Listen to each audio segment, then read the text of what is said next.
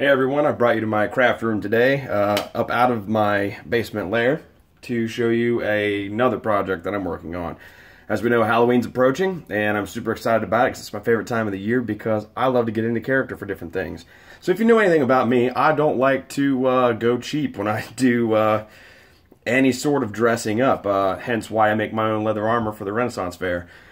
So I can't just go to Party City and spend $30 on a cheaply made costume. I can't do it. I love to get into character and just kind of wow people with you know, what I can create. So aside from leather armor that I need to get done in the next couple weeks since Renaissance Fair is approaching, I'm working on my Halloween costume.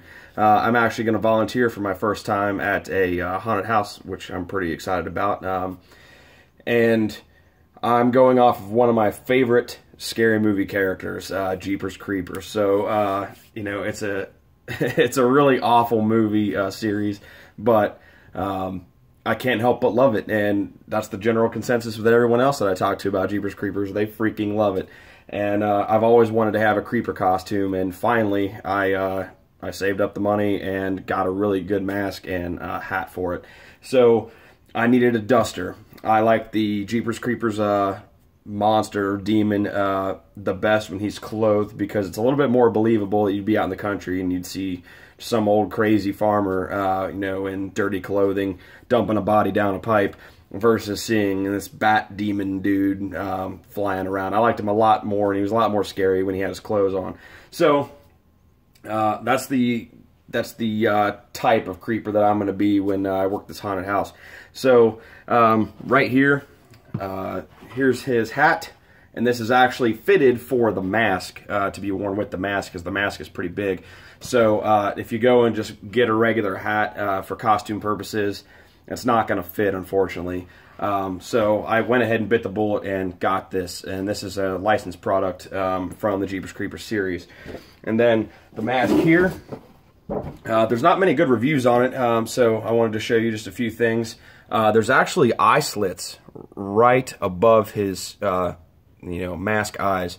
So from back here, you can't tell that there's anyone under it, which is really cool. You know, visibility is pretty limited, unfortunately, but that's the price you pay to look, you know, the best you can on screen. So you know, got his white hair back here, and a little pricey, but this was a big purchase for me. I'm super excited about having this, and obviously the neck drapes down plenty below the clothing. They do make a chest piece for it, but I'm not going to use it because the creeper in his clothing form has just torn t-shirts and things like that. So my base layer is a black t-shirt, because I own all black t-shirts practically. Then a white t-shirt in like an XL over top of that, and that's going to get, I'm going to dirty that up. I'm going to soak it in mud and you know, blood stains. And remember, with blood stains and costuming, never make it bright red, because old blood that's dried is like a maroon or almost a black color. So stay away from the stupid ass red blood stains on your costumes. They just look awful. They look so much better when they're dark brown, black, maroon. So anyway, back to this creeper outfit. So I went to get a duster, and dusters you can almost never find at Goodwill, unfortunately. And you know, it's like the trench coat with the big cape on the shoulders, and I've always wanted one, but they're like $300 if you get a good leather one.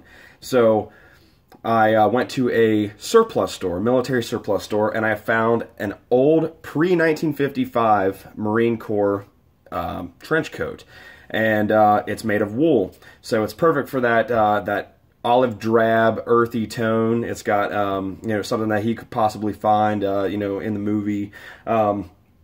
And the cool thing is, I have an old Marine Corps wool blanket as well. So what I did was I took the wool blanket, which you can buy pretty much anywhere online. I took that and I cut it in half, and I wanted to build up the bulk of this trench coat. Now, because it is a Marine Corps trench coat and it is pre-1955, it's got the original Marine Corps buttons on it that had just the eagle and the anchor. A little history lesson for you. The eagle, globe, and anchor didn't come to use until 1955. So it's it's almost a piece of history here, and I didn't want to destroy it and shred it up. So adding the wool blanket to it to build up the bulk, all I did was sew 2 seams on it, and I wasn't able, or I wasn't needing to destroy it. So if I ever want to alter it back to the Marine Corps trench coat for use, maybe say for hunting or maybe a camping trip or something in the cold, then I'll be able to use it without destroying this jacket. And I would feel awful actually destroying a piece of history. Even though it doesn't fit. If I lose a couple pounds, it'll fit. But anyway, so here it is. The base layer, you can see here, there's 2 of the buttons. What I did was I wanted it to go all the way to the ground of my feet. So I added, took half the blanket and I sewed it right underneath the belt in the back. That's exactly where it goes, and it happens to be exactly at my feet and just barely touching the ground and the back of my heels. So there's half the blanket there. And I haven't distressed any of this blanket yet. And then for the cape section, I lifted up the collar, I cut a little U shape for the neck, and I sewed it around the back of the collar. So the collar is thinner than the shoulders, so it sews on real nicely. And when you fold the collar back down, it covers that seam. They are slightly offset different greens, but it doesn't matter because once I dirty this up and really distress it, that's not going to matter. And I've started distressing the cape itself. So the cape hangs down a little long, not a big deal. I can always trim. It's always better to have too much material that you can trim off. It's always shitty to have too less. So you know, always go big or go home, and then work from that, work backwards. So, how I got all this distressed, these distressed holes and little tears, and if you get real close, you can kind of see little, like, fuzzy marks and little tiny things. Remember, when costuming, details are what make the costume. It's always about the fine details. It's not about the big picture. So, you want to blow people's minds, you know, pay attention to the little things. With those little tiny rips and tears and everything, I didn't just go crazy with it with scissors and, you know, cut a bunch of little zigzags and, you know, I hate the costume zigzag cuts at the bottom of cloaks and things when they want to make a Grim Reaper look scary and distress and everything. They cut perfect triangles at the bottom and it drives me freaking nuts, you know, it looks awful. So, don't do that. What I did was, for free, I took an old piece of scrap wood and I drew a grid work on it at 45 degrees, and I put a bunch of 2-inch nails in, or screws into it. So it's super solid. These screws aren't going to back out like maybe nails would or whatever, and because they have threading on them, they grip the wool extremely well. And all I did was take it and I raked the wool, and depending on how shredded you want to get, you can rip huge holes in wool with this. So you got to be kind of careful if you're looking for something small or if you're looking for big nasty tears or whatever. So some of my strokes were nice and light. Some of them were pretty heavy to create those big holes. And remember, we're trying to make this look like it's been around for, you know, maybe 100 years or however long ago he got this outfit. So a little thing about distressing there. What I'm going to do is around the edges of the holes, I'm going to take some black spray paint on the cape only. Remember, I'm not going to destroy the base layer of that jacket. That's why I wanted to build up the bulk. And also, too, proportionately, the Jeepers mask, his head is pretty big. And if you look in the movie, his shoulders are a whole nother head width wide. When I have the mask on, it's a little bit bigger than my shoulders, and I look pretty scrawny because the Jeepers Creepers monster himself has got some pretty good bulk to him because he's wearing a suit. So, with that extra layer of cape and everything like that, it kind of adds some more three-dimensional, you know, bulk to your suit. Also, you know, costuming 101. Everything that, you know, remember about those details, the best way to do that and make things look more elaborate than they really are is to add layers. So take, say, Aragorn from Lord of the Rings, for example. You know, he wasn't just wearing a tunic and a belt and a sword.